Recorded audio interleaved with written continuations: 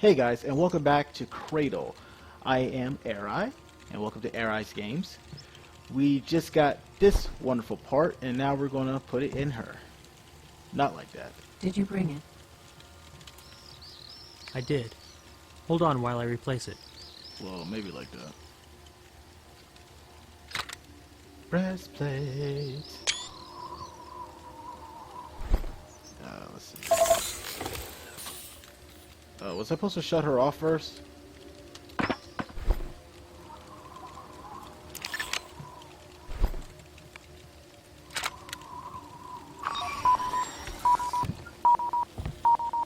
If I lose the first part.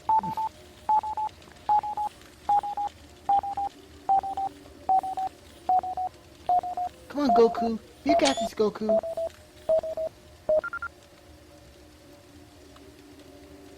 Well, It's fine. thoughts still messed up? No, everything's fine. Then it helped. For now. We'll see if it lasts. How long will your charge last? About 2 weeks, maybe less. Say, know what I found? The correspondence of that operator, Mark, with one of his colleagues. There are some strange tidbits here. Here, listen to this. To be honest, doesn't interest me. Really? You gonna be that much of a dick? And a bitch, if I could slap the bitch out of your fucking name, I would. God, don't you... I would at least listen to her. I mean, she been through a lot. What, you just lost your memory and you live alone. She gotta get all her parts replaced every step. I understand you're doing a lot for her and dealing with those damn mini games, but still, man, don't tell her it really doesn't interest me. Douche. To be honest, it doesn't really interest me. Wait, this is important. It's about your parents. Oh, now you're gonna be the selfish asshole and try to force her to tell you. Yeah, bitch, I wish I could reach my hand in there and just slap the fucking tan off your fucking ass. What? Your parents. And me as well. Here, listen. It's a work correspondence. They're talking about research into memory transfer between people using telepathy. Telepathy? That's what it says here.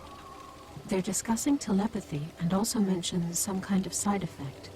They refer to it as NPR0, the NPR0 effect. Yeah. What is it? Well, if my understanding is correct, it's a sensation, a strange sensation experienced when one transmits one's memory. And what of it? Mark writes that at one time he was very interested in the matter, studying NPR0 thoroughly after that incident with Ida. That incident? We must have been acquainted, even though I remember nothing about Mark or any unusual effects, and I cannot imagine what incident he's referring to. And what about my parents? That's here too. He recalls working at a research station before the garden was constructed. There weren't many people around in those days. His circle of contacts was limited to several work colleagues and his Mongolian friends. He writes, "It's the family living in a yurt not far from the landing platform."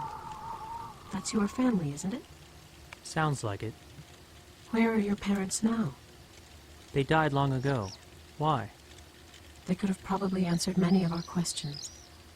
Maybe Mark even told them about me. Are you all right? Yes, maybe. Maybe he told them. Yo, you're starting to glitch, girl. What's wrong? Ida, is everything fine? Everything fine is an ordinary word. Just a note, like the weather, chilly or warm, but we were looking for other research. Family records, kind letters, so... What was that just now? More of the same? Yes. Again. Enibish. What? I don't think I have much time. Please help me untangle this web with Mark. I want you to look through your parents' things. They may have left behind notes, journals. Understood. I will go look for them.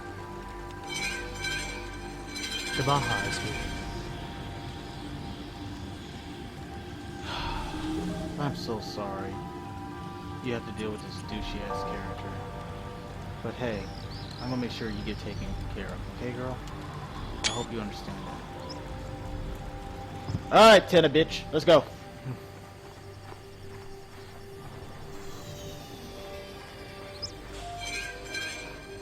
I'm coming. Hold up, motherfucker. Goddamn Tenna bitch ass. You gonna make me walk all the way around because she's too lazy to get up. What do you want, bitch? Looks like it'll rain. Rain? Today? There'll be rain and thunder, and it'll sweep all profiteers into a ditch. What happened? You got any idea how much the search cost me? No. How much? 1.5. Is that a lot?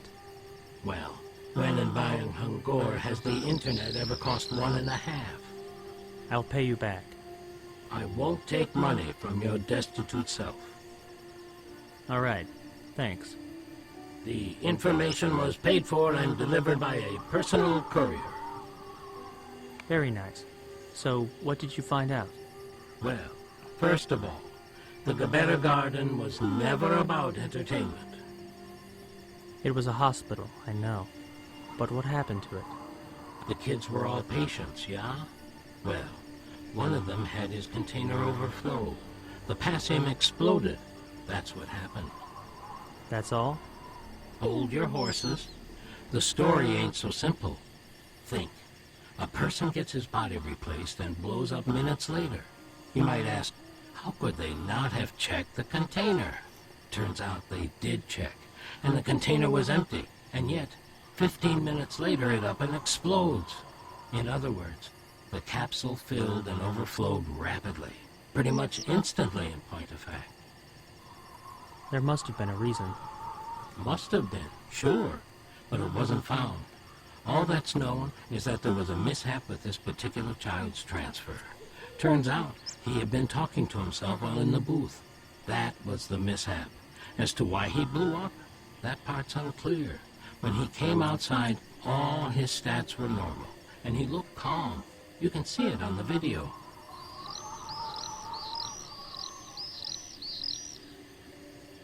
What's the video you mentioned? From the security cameras. You can see everything. Here he is, coming out of the booth in an M-body. Here's the sword acceptance ceremony. Here he is, getting off the stage and heading into the garden.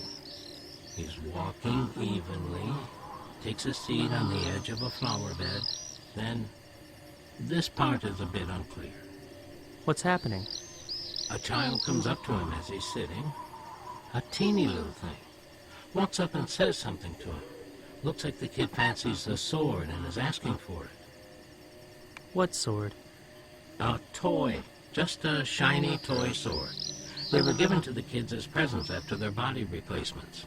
Endure a transfer, get a toy. Okay. Okay. So our hero hands over the sword. He's holding on to the hilt, hand extended. The child is trying to take the sword but can't. Why can't he? Because he's grabbing at the blade, which is holographic. The kiddo's fingers swish right through the air, through the illusion. I see. And then what happens? Then, nothing happens. It's the end of the recording.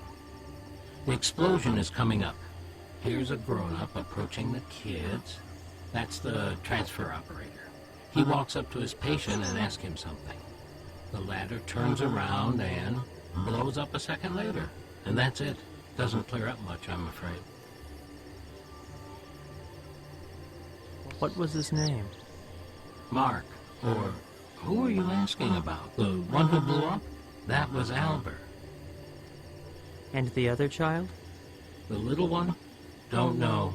He was one of the locals. Not sure how he ended up inside the garden. Have fun with your little mystery now, but I'm off. See you tomorrow? I don't know. It might be 3-4 days, maybe a week. We'll see. All right, take care now. Don't get caught in the rain. Hold on to Baja. I've got One more question. I told you everything I know about this garden. I got nothing else. It's not about the garden. It's about my parents. I wanted to remember something about my parents. Here, What's this?